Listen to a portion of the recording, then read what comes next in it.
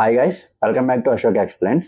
ఈరోజు మనం వీడియోలో సీసాట్ గురించి క్లియర్గా మాట్లాడుకుందాం. చాలా మంది సీసాట్ని లైట్గా తీసుకుంటారు, but this is the biggest mistake. ఎందుకంటే సీసాట్ పేపర్ ఫెయిల్ అయితే జిఎస్ పేపర్ 1ని కరెక్షన్ కూడా చేయరు.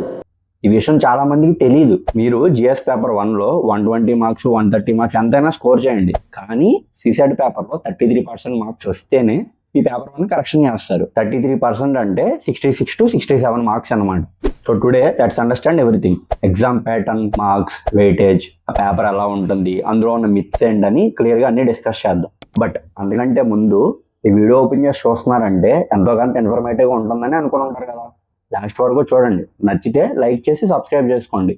ఒకవేళ మీకు నచ్చకపోతే ఇందులో ఏం నచ్చలేదని కింద కామెంట్స్లో చెప్పండి. నెక్స్ట్ వీడియో నుంచి నేను అది రిపీట్ చేయకుండా ఉండడానికి ట్రై చేస్తాను. ఫస్ట్ పాయింట్, సీసాట్ అంటే ఏంటి? అందరికీ తెలిసిందే. సీసాట్ అంటే civil services aptitude test. UPSC civil services prelims ఎగ్జామినేషన్లో 2 పేపర్స్ ఉంటాయి. ఇది అందరికీ తెలుసు. Paper 1 GS, paper 2 CSAT. And here CSAT is the qualifying paper. Qualifying paper అంటే సీసాట్లో మినిమం 66 or 67 మార్క్స్ రాకపోతే ఈ జిఎస్ పేపర్ 1ని కరెక్షన్ చేయరనమాట. ఇది ఆల్రెడీ మనం ఇంత డిస్కస్ చేసాం. సో సీసాట్ పేపర్ అనేది ఒక గేట్ కీపర్ లాగా. And next point, exam pattern. Exam pattern చాలా సింపుల్. టోటల్ 80 క్వశ్చన్స్ ఉంటాయి. 200 మార్క్స్ జరుగుతుంది అండ్ 2 hours ఎగ్జామ్ రాయాలి. And each question carries 2.5 marks. And చాలా మంది నెగిటివ్ మార్కింగ్ దగ్గర కన్ఫ్యూజ్ అవుతారు. అంటే నెగిటివ్ మార్కింగ్ అనేది జిఎస్ తో కంపేర్ చేసుకొని 0.66 అనుకుంటారు, కానీ కాదు. ఇక్కడ నెగిటివ్ మార్కింగ్ అంటే ఏంటంటే marks allotted for each question. అంటే 2.5 మార్క్స్ లో 1/3 అంటే 0.83 మార్క్స్. జిఎస్ పేపర్ లో 0.66 negative and CSAT paper 0.83 marks. So ఇక్కడ పాస్ మార్క్ ఎంత అంటే 33%. అంటే 66 to 67 మార్క్స్ రావాలి. అండ్ 33% రాకపోతే game over. And next point, సీసాట్లో ఏమేమి టాపిక్స్ ఉంటాయి. అండ్ ఈ విషయం చాలా మందికి క్లియర్గా తెలియదు. నేను పైన చెప్తాను ఏమేమి ఉంటాయి. మీకు డీటెయిల్డ్ సిలబస్ ఎక్స్ప్లెనేషన్ కావాలంటే కింద కామెంట్స్లో చెప్పండి. నెక్స్ట్ వీడియోలో నేను అది క్లియర్గా చేసి చెప్తాను. సీసాట్ పేపర్ని మేజర్గా 3 పార్ట్స్ కింద డివైడ్ చేయొచ్చు. ఒకటి అర్థమెటిక్, ఇంకోటి రీజనింగ్ అండ్ ఇంకోటి ఇంగ్లీష్ కాంప్రహెన్షన్. అర్థమెటిక్, రీజనింగ్ గురించి మీకు ఎలాగో తెలుసు. సింపుల్గా 10th క్లాస్ లెవెల్ బేసిక్స్ని అడుగుతారు. బట్ ఇంగ్లీష్కి వచ్చేసరికి అది డిఫరెన్స్. ఇంగ్లీష్ అనేది మనం స్కూల్లో చూసిన ఇంగ్లీష్ లాగా ఉండదు. లైక్ డెప్త్గా, కాంప్రహెన్షన్స్ చాలా పెద్దగా అండ్ క్వశ్చన్ కూడా చాలా డిఫరెంట్గా అడుగుతారు. ఇది మీరు ఎక్కువ ప్రాక్టీస్ చేయాలి. నెక్స్ట్ పాయింట్, వెయిటేజ్ గురించి చూద్దాం. ఒకసారి వెయిటేజ్ అనాలిసిస్ చూద్దాం. ఇక్కడ ఏంటంటే చాలా మంది సీసాట్ పేపర్ అనగానే మాకు మ్యాథ్స్ రాదు, మాకు ఇంగ్లీష్ రాదు, మాకు ఇంగ్లీష్ అర్థం కాదు అని చాలా భయపడుతూ ఉంటారు. బట్ ఇక్కడ మెయిన్ పాయింట్ ఏంటంటే సీసాట్లో ప్రతి సబ్జెక్ట్ కి ఆల్మోస్ట్ ఈక్వల్ వెయిటేజ్ ఉంటుంది. లైక్ అర్థమెటిక్, రీజనింగ్, ఇంగ్లీష్ ని ఈక్వల్ వెయిటేజ్ తో డిస్ట్రిబ్యూట్ చేస్తారు. లాస్ట్ 5 to 6 పేపర్స్ అనలైజ్ చేస్తే అందులో ఇంగ్లీష్ కాంప్రహెన్షన్స్ కి 25 to 30 క్వశ్చన్స్, అర్థమెటిక్ కి 30 to 40 క్వశ్చన్స్, లాజికల్ రీజనింగ్ కి 10 to 20 క్వశ్చన్స్. ఇలా ఈక్వల్ గా ఇస్తారు. ఇది ఇయర్ టు ఇయర్ చేంజ్ అవుతుంది. But mostly maths and English comprehensions ఎక్కువ షేర్ తీసుకుంటాయి.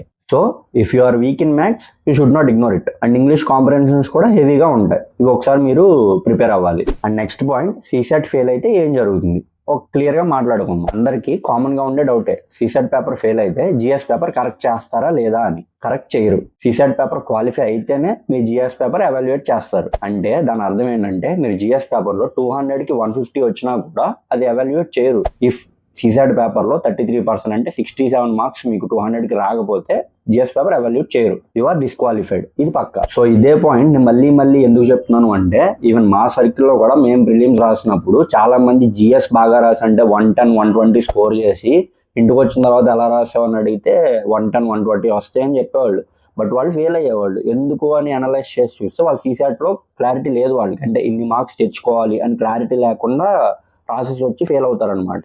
సో ఇది మీరు అర్థం చేసుకుంటారని నేను క్లియర్గా చెప్తున్నాను మీకు. సో యూపీఎస్సీలో సీసాట్ పాస్ అవ్వడం అనేది కంపల్సరీ. అందులో చాలా మందికి ఒక డౌట్ ఉండొచ్చు, లైక్ సీసాట్లో 67 మార్క్స్ వచ్చి జిఎస్లో 50 మార్క్స్ వస్తే క్వాలిఫై అవుతామా అని. బట్ అది అలా కాదు. సీసాట్లో 67 మార్క్స్ అనేది మ్యాండేటరీ. బట్ జిఎస్లో ఆ ఇయర్ కట్ ఆఫ్ని బేస్ చేసుకొని పాస్ మార్క్స్ డిసైడ్ చేస్తారు. ఫర్ ఎగ్జాంపుల్కి ఇప్పుడు మీకు కొన్ని శాంపుల్తో ప్రూఫ్ చూపిస్తాను. లైక్ ఎలా అంటే కొంతమంది సోషల్ మీడియాలో పోస్ట్ చేసినవి ఇవి ఒకసారి మీరు చూడండి, అర్థమవుతుంది మీకే. ఇతనికి ఇందులో పేపర్ 1లో 102 అరౌండ్ వచ్చినాయి అండ్ పేపర్ 2లో 126 అంటే సీసాట్లో 126.68 వచ్చినాయి. సో ఈయనకి పేపర్ 1లో 100 అబవ్ వచ్చినాయి అండ్ పేపర్ 2లో 67 అబవ్ వచ్చినాయి. సో ఈయన క్వాలిఫైడ్ అనమాట. ఒకవేళ క్వాలిఫైడ్ కాదు అంటే ఏంటంటే ఒకసారి ఇది చూడండి, అర్థమవుతుంది మీకే. ఇది ఇంకొక క్యాండిడేట్ లిస్టు. సో ఇక్కడ ఆయనకి సీసాట్లో 67 కంటే తక్కువ రావడం వల్ల ఫెయిల్ అయ్యారు. అండ్ ఫస్ట్ పేపర్లో 100 అబోవ్ రాలేదు, అంటే 100కి అరౌండ్ రాలేదు, అంటే ఆ ఇయర్ కట్ ఆఫ్ని బేస్ చేసుకోలేదు కాబట్టి నేను ఫెయిల్ అయ్యారనమాట. సో ఆ ఇయర్ కట్ ఆఫ్ని బేస్ చేసుకొని మీరు మార్క్స్ చూసుకోవాలి. సీజాడ్లో మాత్రం 67 మార్క్స్ ఖచ్చితంగా రావాలి. ఇది 2024లో ఎయిర్ 1 ర్యాంక్ హోల్డర్ది శక్తి దుబే గారిది. సో దీన్ని బట్టి ఏం చెప్తాను అంటే మీకు జిఎస్లో అరౌండ్ 100 వస్తే సరిపోతుంది అనమాట. అండ్ సీసాట్లో 67 మార్క్స్ కంటే ఎక్కువ వస్తే మీకు పాస్ మార్క్ కాబట్టి జిఎస్లో అరౌండ్ 100 తెచ్చుకుంటే మీరు పాస్ అవుతారు.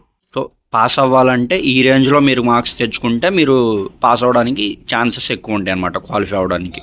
సో ఇది కట్ ఆఫ్ ఇంత ఇస్తున్నాం అని యూపీఎస్సీ ముందే చెప్పదు. ప్రీవియస్ ఇయర్ కట్ ఆఫ్ని బేస్ చేసుకొని మనం ఒక ఎక్స్పెక్టేషన్తో వెళ్ళాలన్నమాట.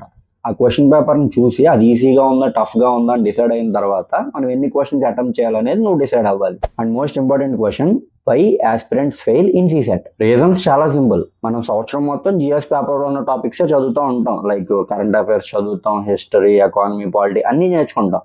బట్ సీసాట్కి వచ్చేసరికి లాస్ట్ 1 or 2 months ఉన్నప్పుడు సీసాట్ పేపర్ని పట్టుకుంటాం. ఆ లాస్ట్ డేస్ ప్రిపరేషన్ సరిపోదు.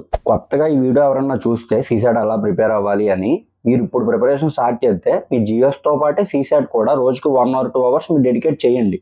కాన్సెప్ట్స్ క్లియర్గా నేర్చుకున్న తర్వాత సీసాట్ ప్రీవియస్ ఇయర్ క్వశ్చన్స్ ఒకసారి చెక్ చేస్తే మీకు అర్థమవుతుంది కాన్సెప్ట్స్ ఎలా ఉన్నాయి, నీవు ఎంతవరకు నేర్చుకున్నావు, ఎంత ఇంకా నేర్చుకోవాలి అని. మోస్ట్ ఇంపార్టెంట్ థింగ్, సీసాట్ పేపర్ని ఎలా అప్రోచ్ అవ్వాలి. ఈ విషయం చాలా మందికి తెలియదు.